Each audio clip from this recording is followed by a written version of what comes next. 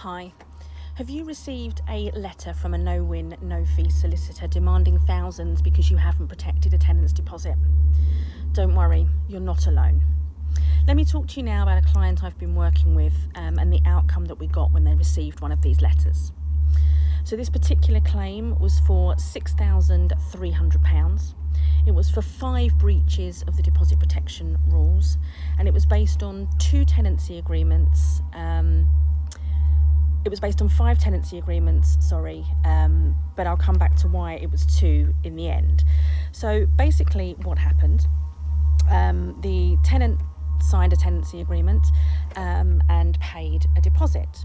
Now the situation here was the tenant paid the deposit in instalments because they weren't able to pay it all in one go.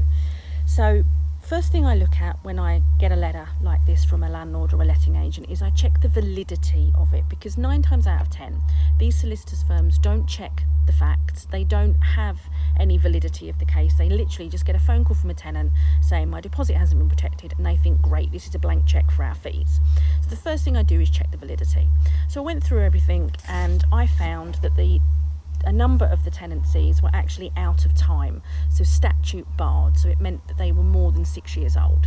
So that brought it down to 3 tenancies that we were looking at to see the validity of the claim. Now the deposit was paid in 2 instalments, and interestingly, each time the instalment was paid, that amount of deposit was protected within the 30-day timeline from the date of receipt.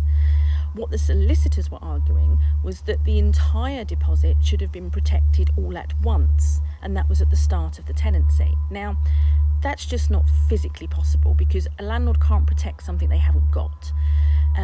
So I wrote back to the solicitors and explained the situation, explained that every single time the instalment was paid, it was paid into the protection scheme within the 30 days of requirement. And ultimately, where we were from that point onwards was, after a few arguments with this particular solicitor's firm, they agreed that actually there had been no breach of the deposit protection rules, and they withdrew the claim. So for this landlord, what would have been a £6,300 bill to pay, I got it withdrawn because there was no validity in the case. It was about understanding the complexities of the deposit legislation. Now the thing with this is the deposit protection regulations themselves aren't actually that big. They're just a few sections of the Housing Act, but it's understanding those, and it's also understanding the associated case law and how that works. So like I say, for this particular situation, the original letter, which was quite threatening, as they always are, demanded the landlord paid £6,300, but actually once I'd got through the bones of it, there was no case to answer, and the case was withdrawn. So if you've received one of these no-win, no-fee solicitors, please get in touch, and I will do everything I can to support you to either get it withdrawn like I did with this client, or have it reduced to the bare minimum of penalty that you need to pay.